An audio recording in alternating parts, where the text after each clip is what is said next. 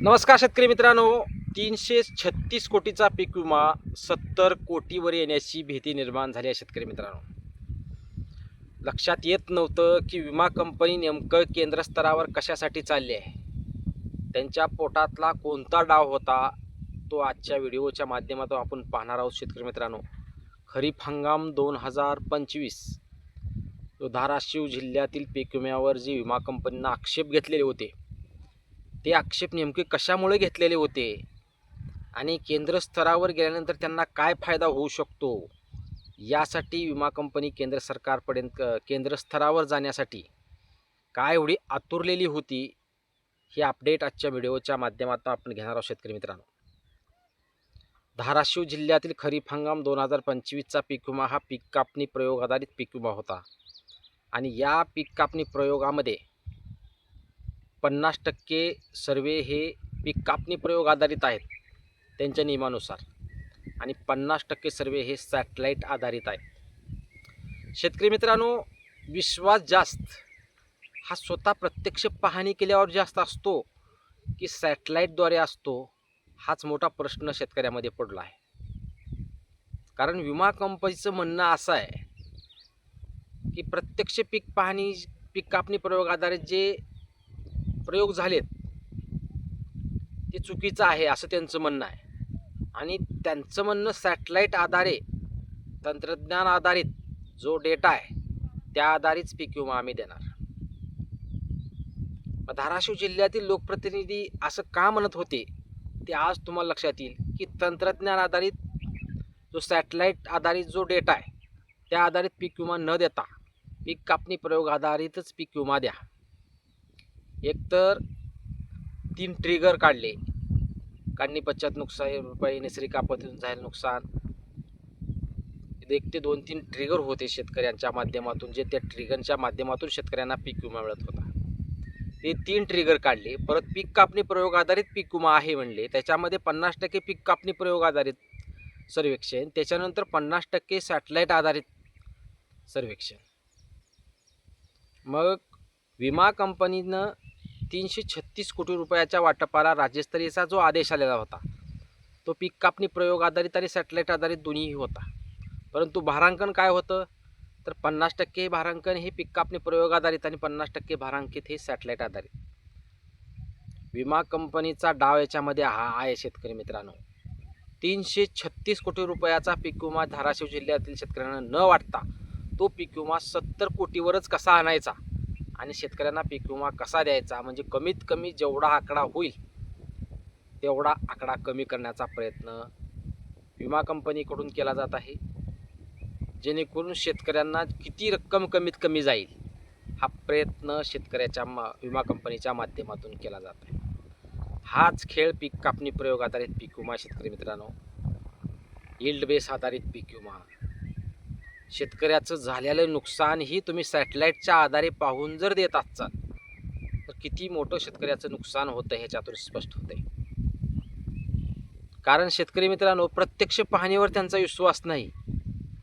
पीक कापणी प्रयोग आधारित जो डेटा जिल्हा कृषी विभागाकडून जो दिलेला आहे त्याच्यावर त्यांचा विश्वास नाही, परंतु सॅटेलाईट आधारे जो डेटा येईल त्याच्यावर जास्त विश्वास विमा कंपनीचा आहे. मग कापणी प्रयोग तुम्ही केलेतच कशाला? माननीय मुख्यमंत्र्यांनी सांगताना सांगितले की हेक्टरी 17,000 रुपये पीक विमा शेतकऱ्यांना मिळेल. कापणी प्रयोगाचा विषयच नाही, पिकच नाहीत तर कापणी प्रयोगाचा विषय कुठं आहे? आता विमा कंपनी शेतकऱ्यांना काय म्हणते की आम्ही पीक कापणी 50% सॅटेलाईट डाटामध्ये नुकसान कमी आहे, पीक कापणी प्रयोग आधारित तुम्ही दिलेलं नुकसान हे तुम्ही जास्त दाखवलंय, असं करून शेतकऱ्यांना कुठंतरी नुकसानीमध्ये न्यायचं आणि तो 336 कोटी रुपयाचा अगोदरच, कारण 680 कोटी रुपयाचा पीक विमा मिळणं अपेक्षित आहे धाराशिव जिल्ह्यातील शेतकऱ्यांना, तो आणला 336 कोटीवर आणि त्याही 336 कोटीवरून 70 कोटीवर कसा पीक विमा आणायचा आणि शेतकऱ्यांना वाटायचा, हा डाव विमा कंपनीचा. शेतकरी मित्रांनो, राज्यस्तरीयमध्ये त्यांना फटकारण्यात आलं, जिल्हा स्तरावरून त्यांना फटकारण्यात आलं. आता केंद्रीय स्तरावर त्यांनी जाण्याचा डाव असा आहे, कारण केंद्र स्तरावर जर त्यांच्या बाजूने जर निकाल लागला शेतकरी मित्रांनो तर शेतकऱ्यांचं भलं मोठं नुकसान होऊ शकतं. कसं नुकसान होऊ शकतं? विमा कंपनी विमा देणार आहे, संपूर्ण विमा कंपनी गिळंकृत करणार नाही, विमा कंपनीचा डाव असा आहे की शेतकऱ्यांना कमीत कमी रक्कम कशी देता येईल आणि त्यासाठीच हे त्यांचे प्रयत्न चालू आहेत. आणि यामध्ये राज्यस्तरीय जिल्हास्तरावरून जेव्हा निकाल लागला तेव्हा आकड्याचा विषय नव्हता. 70 ते 80-90% शेतकऱ्यांचं नुकसान आहे, त्या पद्धतीने पीक विमा वाटप करण्यात यावं, जिल्हा स्तराचा तो आदेश होता. त्याच्यानंतर राज्यस्तरीय समितीने आदेश दिला की शेतकऱ्यांचं झालेलं नुकसान हे योग्यच आहे, त्यामुळे शेतकऱ्यांना पीक विम्याचं वाटप करण्यात यावं. त्याच्यामध्ये तूर नाही, उडीद नाही, मूग नाही, मका नाही, बाजरी नाही, फक्त सोयाबीनवर तयारी करण्यात आली. तीही 336 कोटी. जेवढ्या क्षेत्रामध्ये सोयाबीनचं पीक शेतकऱ्यांनी पेरले, ज्या शेतकऱ्यानं सोयाबीनवर पीक विमा भरला आहे तेवढ्याच पीक विमा देण्याचा निर्णय करण्यात आला. 14 मंडळं गाळण्यात आली. यावरही विमा कंपनी समाधान झालेली नाही आहे, कारण विमा कंपनीचं म्हणणं आहे की ही रक्कम जात असलेली आमची रक्कम ही जास्तच आहे. 336 कोटीतूनही कसे कमी करता येतील, तेही कसे करायचे, यासाठी केंद्र स्तरावर जाण्याचा निर्णय विमा कंपनीने घेतला. आता विमा कंपनीचा डाव असा आहे, 50% भारांकन हे पीक कापणी प्रयोग आधारित, 50% भारांकन हे सॅटेलाईटद्वारे आधारित.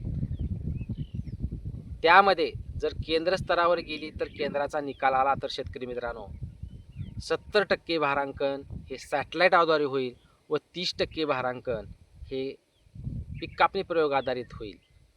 त्यामुळं शेतकऱ्यांचं भलं मोठं याच्यामध्ये नुकसान होणार आहे. जर सॅटेलाईटद्वारे जर नुकसान पाहिलं त्यांचं म्हणणं आहे की ते नुकसान खूप कमी आहे.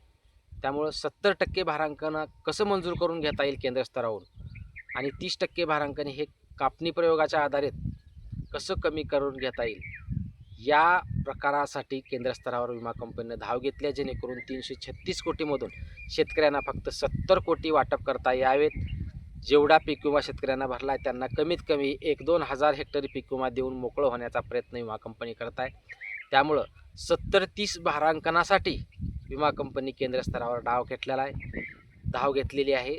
त्यामुळं आता पाहणं गरजेचं आहे. जर केंद्राचा निकाल चांगला आला तर चांगली गोष्ट आहे. जर केंद्राचा निकाल आला तर शेतकरी मित्रांनो सॅटेलाईटद्वारे भारांकन हे 70% दाखवलं जाईल आणि 30% हे पीक कापणी प्रयोग आधारित भारांकन दाखवलं जाईल आणि त्यामुळे शेतकऱ्यांना फक्त 70 कोटीवर बोळवण पीक विम्याची केली जाण्याचा प्रयत्न आहे विमा कंपनीचा आहे. परंतु आता या प्रयत्नांना प्रशासनाकडून कशा प्रकारे कार्यवाही केली जाते, लोकप्रतिनिधीकडून नेमकं काय केलं जाऊ शकतं, बैठकीमध्ये नेमकं काय घडू शकतं, बैठक झाली तर त्या बैठकीत शेतकऱ्यांच्या बाजूने चांगला निकाल येईल का, कमीत कमी 336 कोटी रुपये तर शेतकऱ्यांना धाराशिव जिल्ह्यातील मिळतील का, हा खूप मोठा प्रश्न शेतकऱ्यांसमोर निर्माण झाला आहे. कारण विमा कंपनी 336 कोटीवरून 70 कोटीवर कसा पीक विमा येईल यासाठी केंद्र स्तरावर गेलेले आहे आणि त्यांच्या बाजूने जर निकाल आला तर शेतकरी मित्रांनो